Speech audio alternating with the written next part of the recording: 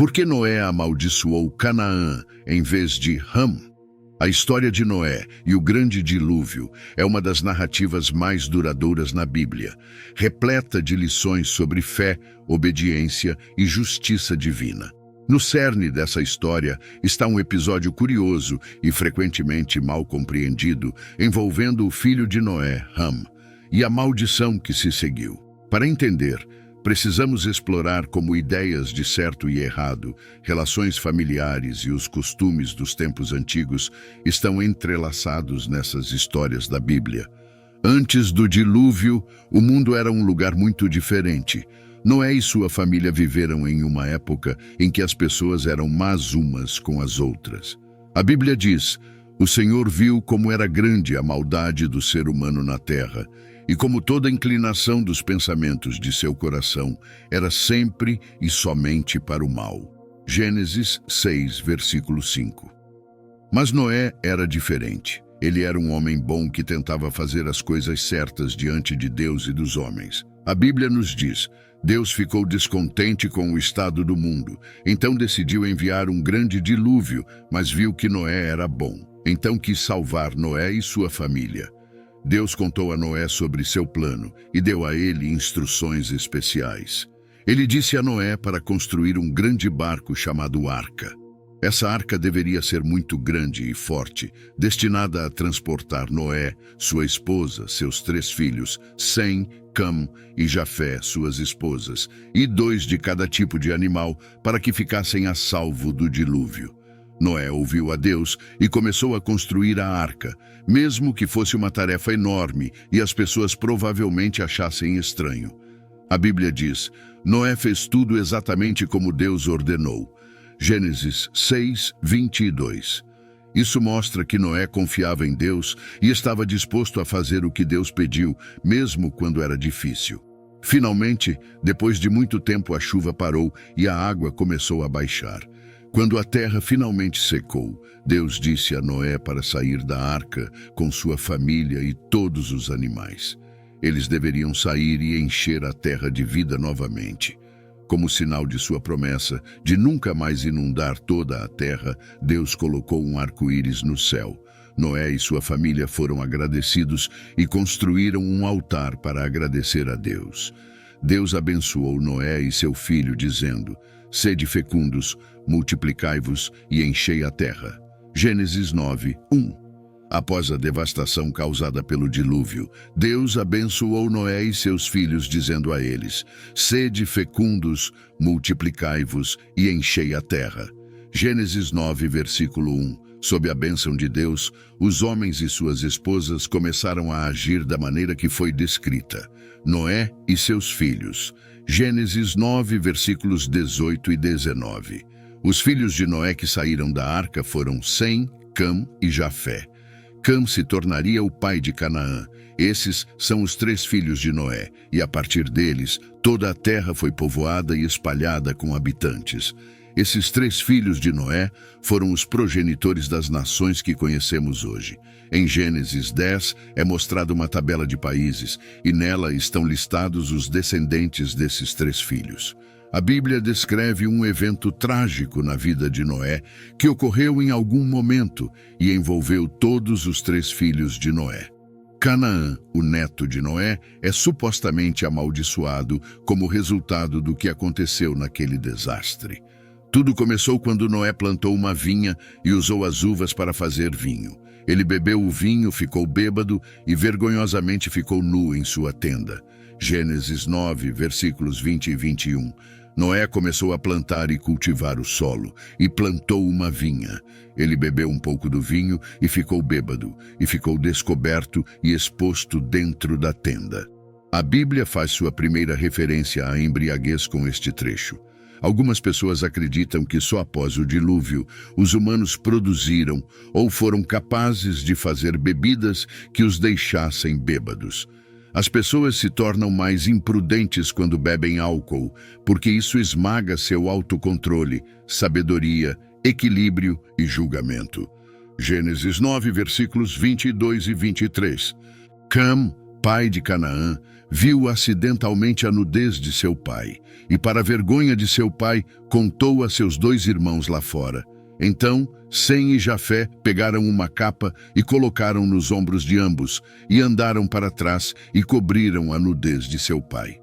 Seus rostos estavam virados, para que não vissem a nudez de seu pai. Cam, o filho mais novo de Noé, referido como o pai de Canaã, no verso 22, testemunhou a condição de seu pai e o fato de que ele estava descoberto em sua tenda. Cam foi quem gerou Canaã. De acordo com Gênesis 9, 22, Cam compartilhou a informação escandalosa com seus 2 irmãos em vez de manter o assunto em segredo ou tentar ajudar seu pai. Outros pensam que o único pecado de Cam aqui foi ver o estado embriagado e descoberto de Noé e que ele zombou dele, ridicularizando-o como pai e como homem de Deus. Disse que Cam contou com deleite o que viu na tenda de seu pai, que é uma tradução literal de uma antiga expressão hebraica. Ele havia decidido zombar de seu pai e, no processo, estava minando a autoridade de seu pai como homem de Deus. A resposta de Cam ao pecado de seu pai mostra sua falta de respeito pela autoridade de seu pai. Em vez de ajudar, Cam saiu e contou a seus irmãos, Sem e Jafé, sobre a condição de seu pai. No entanto, Sem e Jafé interpretaram isso de maneira muito diferente e mostraram respeito e dignidade para com seu pai. O dicionário Merriam-Webster define dignidade como a qualidade ou estado de ser digno, honrado ou estimado. Mais tarde, Noé se recuperou. Ele fez algumas perguntas e descobriu o que seu filho mais novo havia feito a ele. Ele ficou chateado e com raiva. Em vez de amaldiçoar Cam diretamente, Noé amaldiçoou o filho de Cam. Gênesis 9, versículos 24 ao 27. Quando Noé despertou de sua estupor induzida pelo vinho, ele sabia o que seu filho mais novo, Cam, tinha feito a ele. Então ele disse: Maldito seja Canaã, filho de Cam, servo dos servos, será aos seus irmãos. Ele também disse: Bendito seja o Senhor, o Deus de Sem, e Canaã será seu servo. Que Deus amplie a terra de Jafé e o deixe habitar nas tendas de Sem, e Canaã será seu servo. Isso foi bastante triste, pois é a última atividade de destaque que Noé realiza antes de sua morte, segundo a Bíblia. Canaã, filho de Cam, foi amaldiçoado, o que parece contraditório, dado que Cam foi quem pecou contra Noé. É possível que Canaã estivesse envolvido de alguma forma nessa ofensa contra Noé, algo que a Bíblia não detalha. A punição mais severa contra Cam foi Noé revelar profeticamente o destino de seu filho Canaã. Maldito seja Canaã, servo dos servos, será para seus irmãos. Gênesis 9, 25. Essa maldição foi significativa, pois previa a futura servidão e lutas dos descendentes de Canaã. Noé, então, abençoou Sem e Jafé por suas ações respeitosas. Essa história é frequentemente debatida e interpretada de várias maneiras. Alguns a veem como uma lição sobre respeito e as consequências de desonrar os pais. Outros a consideram uma história de origem que explica conflitos históricos entre diferentes grupos de pessoas. Independentemente disso, permanece uma narrativa cativante e que provoca reflexão na Bíblia. A Bíblia não fornece muitos detalhes sobre as consequências diretas para Cam após esse incidente. O foco se volta mais para os descendentes dos filhos de Noé, especialmente como a maldição sobre Canaã afetaria sua linhagem.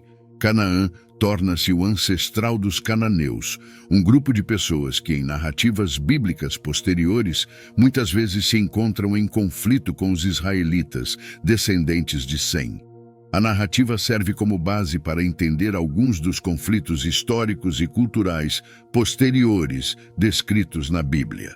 Nos tempos bíblicos, ver a nudez tinha implicações culturais e morais significativas. Muitas vezes estava associado a vulnerabilidade e vergonha. Não era apenas uma questão de exposição física, mas também uma representação simbólica da honra e dignidade de uma pessoa.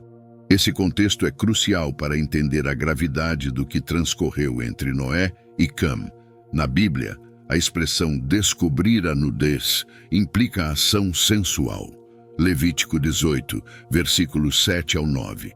Não descobrirás a nudez de teu pai, que é a nudez de tua mãe. Ela é tua mãe. Não descobrirás a sua nudez. Não descobrirás a nudez da mulher de teu pai. É a nudez de teu pai. Não descobrirás a nudez de tua irmã, filha de teu pai ou filha de tua mãe, nascida em casa ou nascida fora. O julgamento disso era bastante severo. Levítico 20, 17. Se um homem tomar a sua irmã, filha de seu pai ou filha de sua mãe, e vir a nudez dela, e ela vir a nudez dele, é uma vergonha.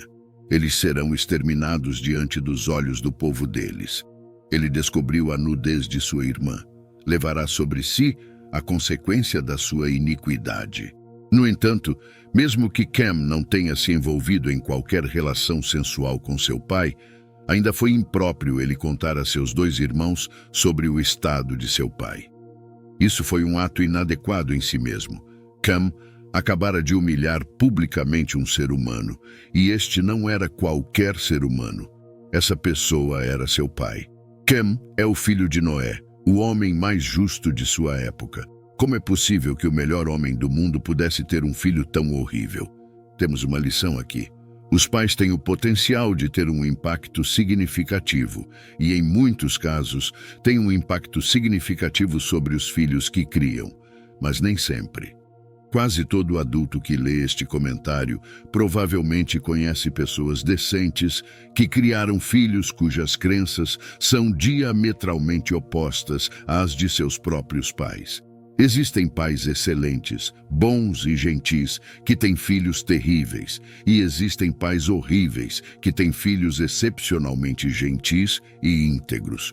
Ser uma boa pessoa não é a mesma coisa que ser um bom pai. Esta é mais uma lição que podemos aprender da história de Noé, o homem mais virtuoso que já viveu, mas que teve um filho mau. Existem muitas pessoas decentes no mundo, mas nem todas sabem como criar um filho decente.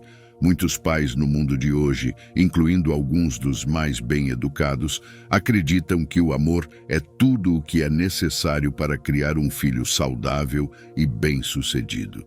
No entanto, se a única coisa que uma criança recebe é amor e não há expectativas colocadas na criança em troca, é provável que ela cresça egoísta.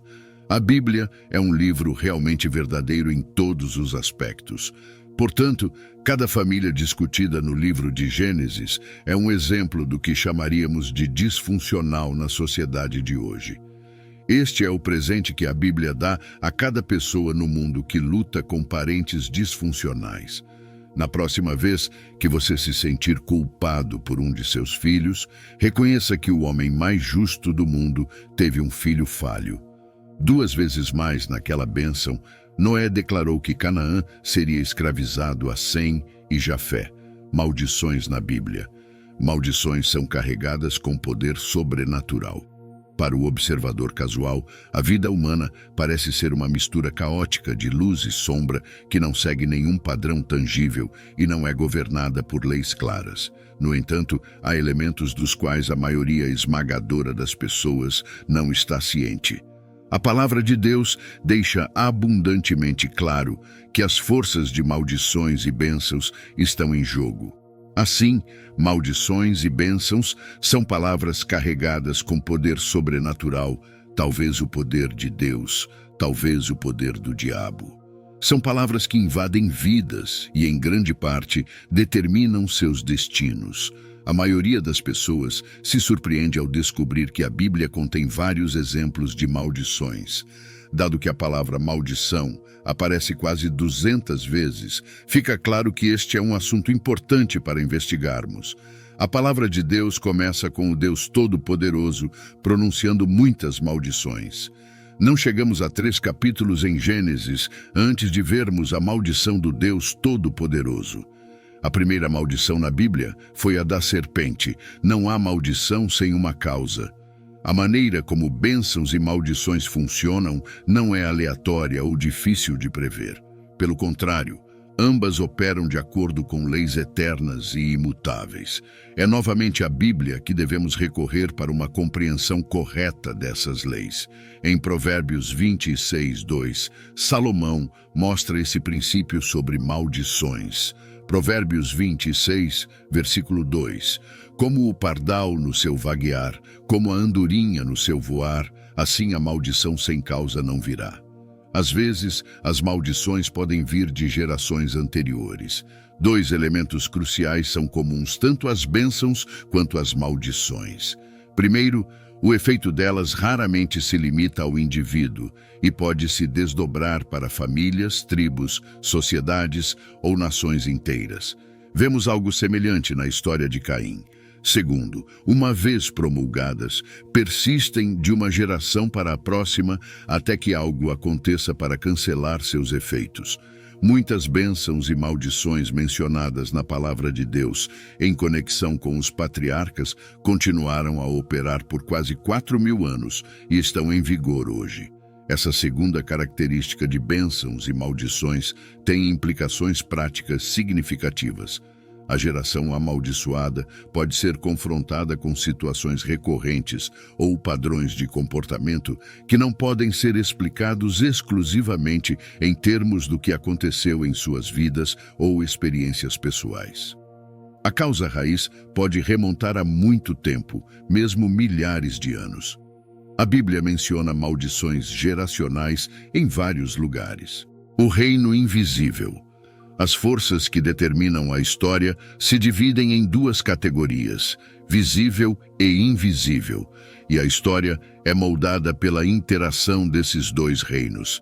Se prestarmos atenção apenas às coisas que podemos ver e tocar, nos depararemos com eventos e situações que só podemos explicar parcialmente ou controlar. No reino visível, todas as coisas normais e eventos do universo material podem ser encontrados.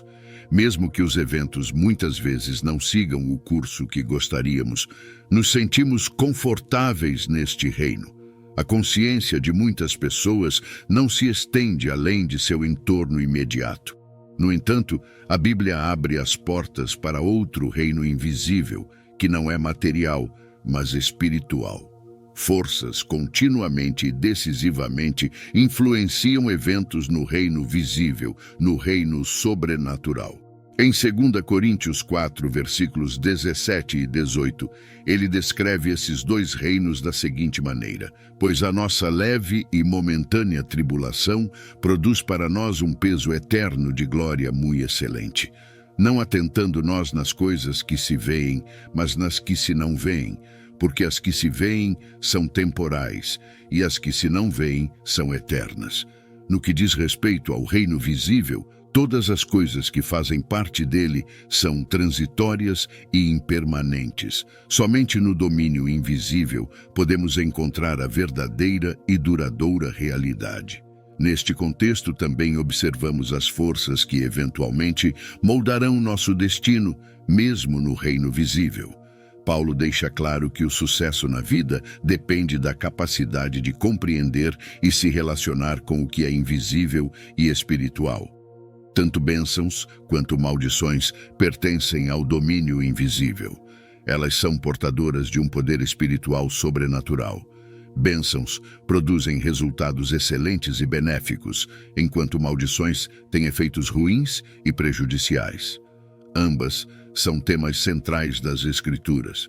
As palavras bênçãos e maldições são citadas na palavra de Deus mais de 640 vezes. O poder das palavras. Palavras são o principal veículo para bênçãos e maldições. Elas podem ser faladas, escritas ou proferidas internamente. A palavra de Deus tem muito a dizer sobre o poder das palavras, contendo muitos avisos sobre como as palavras podem ser usadas para o bem ou para o mal. Por exemplo, Provérbios 11:9 diz: com sua boca o ímpio destrói seu próximo, mas pelo conhecimento e discernimento o justo é salvo. É importante entender a maldição de Ram, que é realmente a maldição de Canaã, para compreendermos quanto Deus valoriza o respeito, especialmente o respeito aos pais. Tratar bem os pais é um valor crucial para os seguidores de Deus. Quando Deus deu os 10 mandamentos a Moisés, incluiu um mandamento para honrar seu pai e sua mãe, para que você viva muito na terra que o Senhor seu Deus está dando a você. Êxodo 20, 12. Curiosamente, este é o primeiro mandamento que tem uma promessa associada a ele. Faça o que é certo e tudo correrá bem para você. Mesmo quando nossos pais não são dignos de honra, devemos honrá-los. É um conceito semelhante ao expresso por Jesus, quando nos disse para amar nossos inimigos e orar por aqueles que nos perseguem, para que vocês sejam filhos de seu Pai que está nos céus. Ele faz seu sol nascer sobre maus e bons, e envia chuva sobre justos e injustos. Mateus 5:45. Este comando é sábio e excelente, já que mostrar respeito aos pais é um componente fundamental para manter a paz e o bem-estar de uma sociedade como um todo. Os pilares da sociedade desmoronarão se as gerações mais jovens estiverem em um estado de conflito constante com as gerações mais velhas. Honrar os pais significa valorizá-los, cuidar deles e mostrar respeito ou reverência por eles. Honrar os pais também implica tratá-los com cuidado e respeito para que seus dias sejam longos. Em Efésios 6, 2, Paulo repetiu essa instrução para enfatizar a promessa feita aqui. O ato de se rebelar contra os pais pode ter um custo pessoal tremendo, como muitas pessoas podem atestar por experiência própria.